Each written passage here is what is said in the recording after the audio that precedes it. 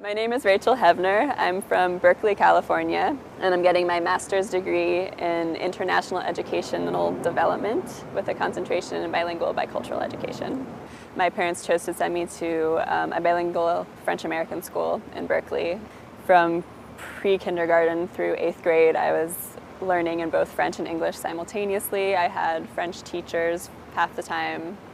Many of them were from French-speaking Africa. So that really gave me an international outlook and an international perspective, and I think I always saw things more on a global level. This awareness I had of different cultures that was so valuable, and I was able to see things through other people's perspectives in a way that many people aren't able to do. And I think I kind of had this desire to spread, to help other people gain that kind of perspective. And that led me to learn by doing, so I went to go teach in Tanzania. I actually was really lucky. I found a teacher training college that was looking for a teacher, and they offered to put me up in exchange for me working at the school and kind of helping at the school. So I was there for 9 months living with a family. It was a really rewarding experience, and while I was over there I realized this is really what I wanted to do with my life, so I applied to Teachers College, and that led me to this program. That was about 5 years after I graduated from Skidmore. Right after Skidmore, I was working at a nonprofit publishing company called Hesperian Books. And what they do is they specialize in health manuals. They distribute mostly to Peace Corps volunteers. There's the most famous book, it's called Where There Is No Doctor, and it's a health guide for people living in other countries on how to deal with certain health issues if you don't have a doctor nearby. I was helping them with a series called Helping Vulnerable Children. These books are used all around the world, so we had to have examples from many, many different cultures, as many as possible, and we had to have reviewers from 6 different continents who could approve the content and make sure it was culturally sensitive and culturally relevant in many different places. So right off the bat, I was kind of doing internationally focused, and that was education focused as well. And I chose Teachers College largely because it actually has the founding program in international educational development. It was the first to ever have that program. I felt it really had the history and experience that would be really valuable in the fields.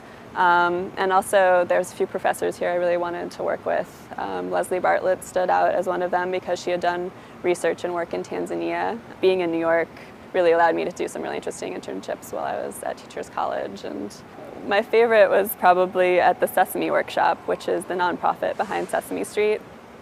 I was working in their global education department for the summer, and what I was doing was creating content for a program they were doing with a company called World Reader, and they've just developed this World Reader mobile program that allows you to download books to your cell phone. So people in Africa with these standard 2G cell phones can receive access to thousands of books through this library, World Reader Mobile Library, and Sesame was donating a series of storybooks and teaching materials to the program, and I was actually designing them. So I would take pictures of Elmo and write these little stories that were it would help with literacy development, math development, and health awareness, in line with the curriculum for the Nigeria program of Sesame Street, which is called Sesame Square. It's been very positive. I really had a lot of professors who I really enjoyed immensely. They're really good at creating interactive classrooms and really finding a balance between lecture and student participation. I think Teachers College is very heavily student-focused because of the progressive education it kind of pushes. One of my favorites was actually with Leslie Bartlett, which was a curriculum design and international context course. And what we did, we each got to choose an organization and a project, and working in groups, we created curriculum and materials for a specific project they were working on. What's next for me is I'm moving back to the Bay Area, to the San Francisco Bay Area, and looking for work in international education program development. I want to be designing curricula, designing programs, making sure they're efficient, kind of doing program operations work. Part of my interest in international education stems from its education's ability to really create change.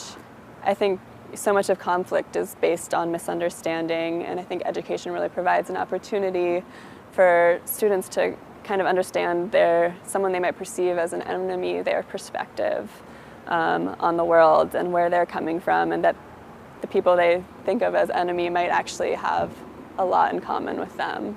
Everyone kind of struggles. Everyone has different things. You know, we have access to different opportunities and whatnot, but you know, we're all fundamentally human, and I think understanding that and seeing that, you know, we all just want to survive and we all want to be happy kind of is really valuable, and education has the power to kind of teach that and show that to people. So.